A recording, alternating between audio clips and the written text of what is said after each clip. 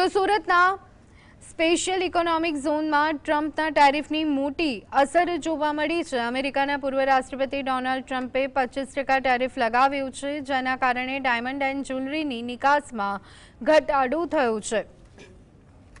અગાઉ નિકાસનો આંકડો 500 કરોડને પાર ગયો હતો, જ્યારે હવે 60% જેટલો ઘટાડો થયો છે। જો ટેરિફ 50% થઈ જશે તો સ્પેશિયલ ઇકોનોમિક ઝોનમાં ધંધો 5000 કરોડ સુધી ઘટી શકે છે અને 10,000થી વધુ કારીગરો બેકાર થવાની ભીતિ છે। હાલ કેટલીક યુનિટ ધંધો બચાવવા પ્રયાસ કરી રહી છે, પણ ટેરિફ અને પેનલ્ટી બંને લાગશે તો સ્થિતિ વધુ ખતરનાક બની શકે છે।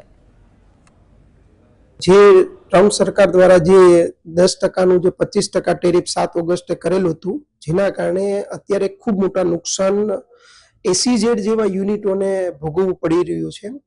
ડોમેસ્ટિક અને એસીઝેડ બંને યુનિટોને થોડી થોડી અસરો છે, પણ એસીઝેડને સૌથી વધારે અસર એટલા માટે છે કારણ કે એસીઝેડ એટલે સ્પેશિયલ ઇકોનોમિક ઝોન અને શિપ્સ, આ બે એવા છે કે જ્યાં તમે બહારમાં જ્વેલરી જે બને છે એને 100% એક્સપોર્ટ જ કરવી પડતી હોય છે। લોકોને અત્યારે જો આ પરિસ્થિતિ 25%થી 50% થશે તો એમને આવનાર સમયમાં અમુક સમય સુધી, અત્યારે વર્કરોને કોઈને છોડ્યા નથી, પણ આવનાર સમયની અંદર જો એમને થશે તો એમને યુનિટો બંધ કરવા પડશે અથવા કારીગરોને ઓછા કરીને એમને રોજગારી ઉપર અસર પડશે।